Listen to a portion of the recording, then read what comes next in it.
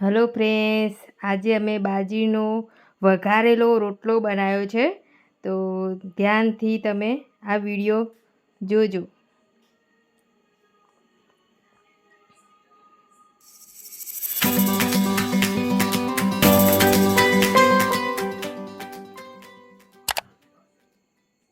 તો સૌથી પહેલાં બાજરીનો રોટલો લઈ લેવાનો.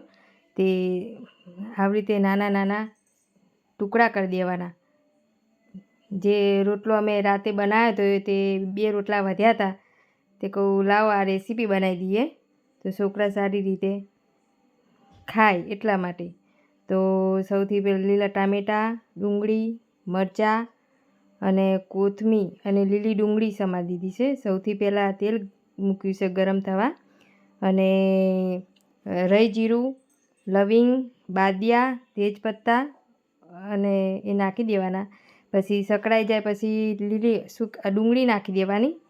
તે ડુંગળી ચડી જાય પછી મરચાં નાખી દેવાના, અને મરચાં ને એવું નાખી પછી ચમચાથી હલાવવાનું કે જ્યાં સુધી ડુંગળી લાલ ના થાય ત્યાં સુધી શેકાવા દેવાની.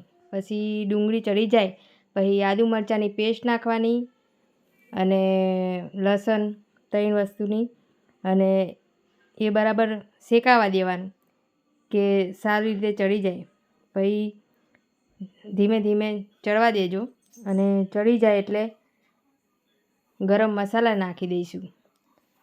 તો હવે ચડવા દઈશું થોડીક વાર, અને ચડી જાય એટલે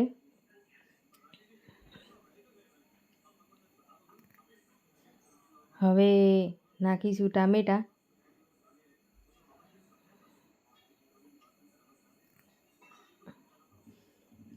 તો સૌથી પહેલાં હવે ટામેટાં નાખીએ.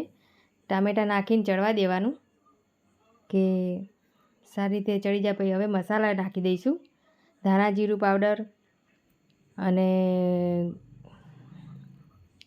ગરમ મીઠું જે સ્વાદ પૂરતું, અને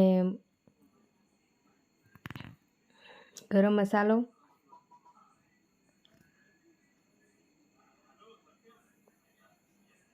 હળદર,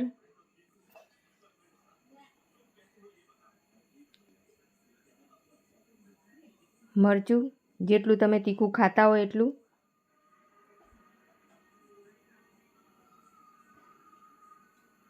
અને જીરું પાવડર. હવે આ બધો મસાલો ચમચા વડે બધું હલાવી ચડવી દેવાનું કે સારી રીતે ચડી જાય. હવે દહીં નાખી દીધું છે.